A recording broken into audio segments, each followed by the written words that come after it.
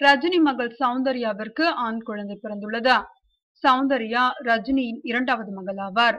இவருக்கும் தொழிலதிபர் அஸ்வின் ராம்குமாருக்கும் 2010ஆம் ஆண்டு திருமணம் நடைபெற்றது. படையப்பா, பாபா, சண்டைக்கோழி, சந்திரமுகி, சிவகாசி உள்ளிட்ட படங்களில் சௌந்தர்யா கிராபிக் டிசைனராக பணியாற்றியுள்ளார்.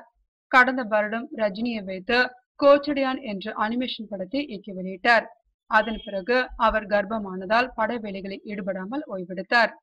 இந்த நிலையில் சென்னையில் உள்ள ஒரு தனியார் மருத்துவமனையில் சௌந்தர்யாவிற்கு அழகான ஆண் குழந்தை பிறந்தது. மகளுக்கு குழந்தை பிறந்த தகவல் அறிந்ததும் ரஜினி மகிழ்ச்சியடைந்தார். மருத்துவமனைக்கு சென்று பேர குழந்தையை பார்த்து சந்தோஷப்பட்டார். மருத்துவமனை ஊழியர்களுக்கு இனிப்பு வழங்கப்பட்டது.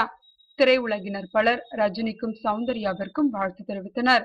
ரஜினியின் மூத்த மகளும் தனுஷ் மனைவியான ஐஸ்வர்யாவிற்கு யாத்ரா, லிங்கா என 2 குழந்தைகள் உள்ளனர் என்பது குறிப்பிடத்தக்கது.